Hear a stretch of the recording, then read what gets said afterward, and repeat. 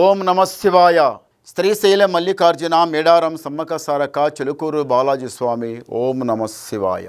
గోపురం టీవీ చూసే వాళ్ళ ప్రేక్షకులందరికీ నమస్కారం. నా పేరు రామ్ శాస్త్రి.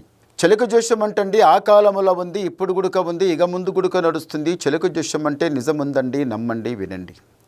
ఇప్పుడు నేను చెప్పే జ్యోతిషం మే నెల 25 నుంచి 31 వరకు ఈ 12 రాశుల మీద ఏ రాశి మీద గురుబలం ఎంత ఉంది, ఏ రాశి మీద శనిబలం ఎంత ఉంది, మంచి ఎంత, చెడు ఎంత, లాభం ఎంత, లుక్సాన్ ఎంత, కష్టం నష్టం, సుఖం దుఃఖం, లాభం లుక్సాన్ చెప్తా వినండి.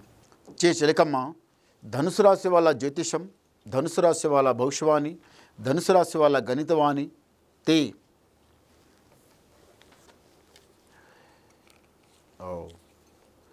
ధనుసు రాశి వాళ్ళకి సాక్షాంగా అమర్నాథుడు, సాక్షాంగా అమర్నాథ్. ధనుసు రాశి వాళ్ళకి ఒక దగ్గర కాలాగదు. ఒకరు చెప్పింది మీరు వినరు, మీకు నచ్చింది మీరు వదిలిపెట్టరు. జేబుల 10 రూపాయలు ఉన్నాయి కదా మరి ఉరుకులాడరు, జేబులకు వెళ్ళి 10 రూపాయలు పోయినాయి కదా మరి బాధపడరు. మీ దగ్గర డబ్బు ఉన్న ఒకటే బుద్ధి, లేకున్నా ఒకటే బుద్ధి. కానీ కోపం మాత్రం ముక్కు మీదనే కోపం వస్తే సడల్మని వస్తుంది కోపం. ఈ రాశి వాళ్ళకు బండి గండం, వాహన గండం పోయింది. ప్రాణం పోయే గండం భగవంతుడు దాటిచ్చుంటూ దెబ్బ తలిగి కొన్ని రోజులు కష్టపడి నష్టపడి అన్నమారామచంద్రయ్య చాలా బాధపడే టైం వెళ్ళిపోయింది.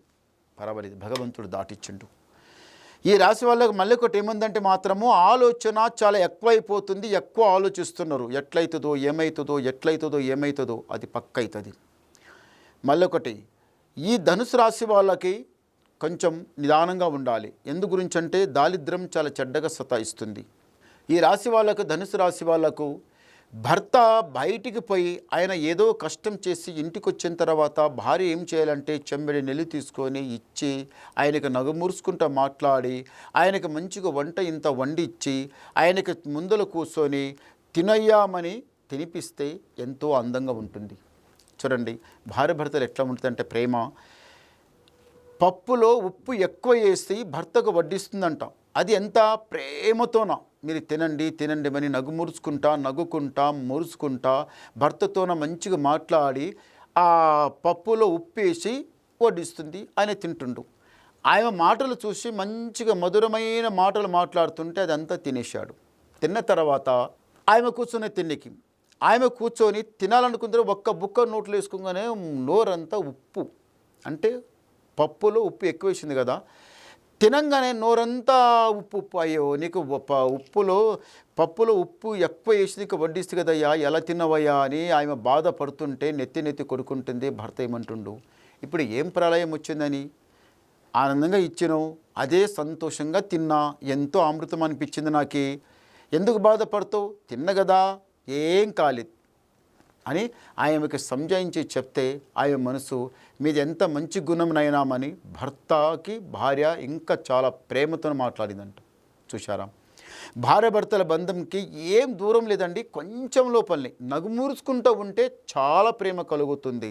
అది కాక నీదెంత నాదెంత, నీయేం చేస్తేవి నేనేం చేస్తే, నేను పోయి ఇల్లంతా గడిపిస్తున్నా, నేనే 10 రూపాయలు ఎక్కువ సంపాదిస్తున్నా, ఇంటికాడ ఉంటున్నావు, ఏం తింటున్నావు, ఏం చేస్తున్నావు, పనికి సరిగా పో. భర్తకు భార్య ఒక లెక్క మాట్లాడడం, భార్యకి భర్త ఒక లెక్క మాట్లాడితే ఆ సంసారం సరిగా సాగదు, ముందర సరిగా నడవదు. నీదెంత భార్య భర్తలు అన్నప్పుడు పెద్దలు ఒక మాట అన్నారండి. ఏమని? భార్య భర్తలు అంటే ఒక బండికి 2 ఎద్దులు కడితే ఎంత నీట్గా నడుస్తాయో సంసారం భార్య భర్తలు అట్లా నడవాలి. ఒకరి గుణం ఒకరు అర్థం చేసుకోవాలి. భర్త గుణం ఒక వంకగా ఒక్క తేడాగా అటు ఇటు ఉంటే భార్య సర్దుకొని పోవాలి. భార్య గుణం గుడిక తేడా బెంగా ఉల్టా పల్టా ఉంటే భార్య గుడిక ఒప్పుకొని నడవాలి. అంతే తప్ప పెళ్ళైనతో పెద్దలు ఒప్పించి మంచిగా పెళ్లి చేసిన తర్వాత భార్య భర్తలు సుఖంగా ఉంటారు, సంతోషంగా ఉంటారు అని వాళ్ళు 10 కాక 1000 రూపాయలు ఖర్చు చేసి 1000 కాక లక్ష కోట్లు ఎంతో సంపాదించి ఎంతో ఖర్చు చేసి ఖుషి మీద పెళ్లి చేసిన తర్వాత బహు ఆనందంతో పెళ్లి చేసిన తర్వాత వాళ్ళ ముఖం వాళ్ళ గుణం కలవక, ఈ అమ్మాయి నాకు వద్దు, ఈ అమ్మాయితో నాకు అవసరం లేదు, ఈ అమ్మాయి నాకు వద్దు, నాకు ఏరే అమ్మాయిని నేను పెళ్లి చేసుకుంటా వద్దనడం. ఆ అమ్మాయి గుడిక ఈ భర్త నాకు వద్దు, ఈయనతో నాకు అవసరం లేదు, నాకు ఈయన వద్దు, నేను ఏరే చేసుకుంటామని ఆయమ అనడం. నీదెంత నాదెంతమని ఈ అమ్మాయి వద్దు అని ఏరే పెళ్లి చేసుకుంటా, నాకు ఏరే అమ్మాయి కావాలనుకున్న వాళ్ళు చాలా తప్పులో పోతారు. అలా చేయకండి. భార్య భర్త బంధం ముందు అలాగే ఉంటుంది. అదే సర్దుకొని పోతే మీకు ముందల మీకే అర్థమైపోతుంది. ఆయన ముఖం చూడగా నీకు ఇష్టం లేదు, నీ ముఖం చూడగా ఆయనకి ఇష్టం లేదు, వద్దనుకొని మీరే ఇంత తొందరగా డిసైడ్ చేసుకుంటే అది కరెక్ట్ కాదు. మనసు లోపల ఒకటి పెట్టుకొని బయట ఒకటి చెప్పడం, అదంతా అలా చేస్తే ఏమైతుందంటే ఉల్టా పల్టా అయిపోతుంది. అట్లా చేయకండి. ఎందు గురించి అంటే సంసారం చాలా గొప్ప విషయం. ఆ సంసారం లోపల మునిగితే అక్కనే పోతారు, తేలితే ఎంతో పైకి పోతారు. అలాగే నడవండి. సంసారం పెద్దలు ఒప్పి చేశారు, సరే పెద్దలు ఒప్పి చేసిన పెళ్ళికి మనకి ఈ అమ్మాయి వద్దా అని అంటారు, లేకపోతే భర్త వద్దని అమ్మాయి అంటుంటే మళ్ళీ అలా జరిగితే మరి వాళ్ళకు వదిలిపెట్టి మరి ఏరే చేసుకుంటే మరి అదే అమ్మాయి కాకుండా మరి మంచి అమ్మాయి దొరుకుతుంది ఎట్లా గ్యారంటీ అనుకుంటున్నారు? అలా అనుకోకండి. ఈ భర్త వద్దు వద్దు అంటున్నారు, ఈ భర్త వద్దు నాకు ఏరే చేసుకుంటా అంటే మరి ఆయననే మంచిగా అది తప్పు. ఈ విషయంలో చెప్పాలంటే నేను చాలా ఎక్కువ చెప్తా, కానీ మీకు నచ్చుతుందో లేచు, కానీ ఇది మాత్రం అలా చేయకండి. మీకు ఎక్కడపై భగవంతుడు దయాబలతోన పెద్దలు ఒప్పించి మీకు పెళ్లి చేశారు కదా, అదే సుఖ సంతోషంగా అనుకోండి. 100కి 100 ఇదే మంచిగా ఆనందంతో నడవండి. మీరు సుఖంగా ఉంటారు, సంతోషంగా ఉంటారు. వెంటనే సంతానం కలుగుతుంది, వెంటనే ఇల్లు కలుగుతుంది, వెంటనే జాబ్ కలుగుతుంది, వెంటనే మీరు పైమెట్లు ఎక్కుతారు, నలుగుట్లో మంచి పేరు తీస్తారు. ఒకరికి మీరు బుద్ధి చెప్తారు, కానీ ఒకరి చేతి నుంచి బుద్ధి చెప్పేసుకోరు. కానీ కళ్యాణమైన తర్వాత ఉల్టా పల్ట మాత్రం చేసుకోండి, అది మంచిది కాదు. అది జీవితంలో కష్టపోతారు, నష్టపడతారు. కానీ అందరూ అట్లా ఉండరు, ఎవరో 100లో ఒకరు అట్లా ఉంటారు. అలా చేయకండి.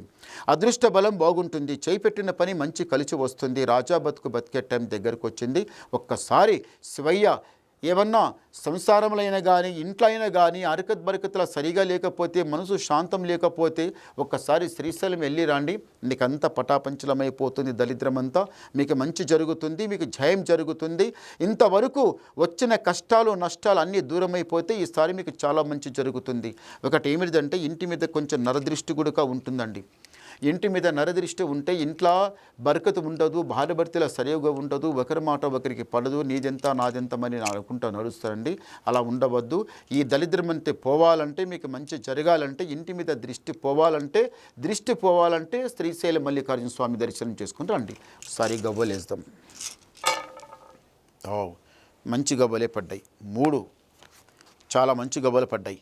ఈ ధనుసు రాశి వాళ్ళకి ఆదాయం 14, వ్యాయం 11, రాజపూజ ఫలం 5, అవమానం 6. అంటే గురుబలం చాలా బాగుంది, శనిబలం చాలా తక్కువలో ఉంది. మీకు ఏ పని చేసినా మంచి కలిసి వస్తుంది, జయం జరుగుతుంది. తొందరపడకండి, నిదానం చేయండి, అంత మంచి జరుగుతుంది. మళ్ళీ మీరు ఏమన్నా వినాలనుకుంటే అంత ఎన్లని చెప్పాలంటే కాదండి, మీరు ఒకసారి నాకు ఫోన్ చేయండి, మీ డౌట్ క్లియర్ చేసేస్తా. దేని గురించైనా చెప్పండి, మొత్తం చెప్పేస్తా. నమస్కారం.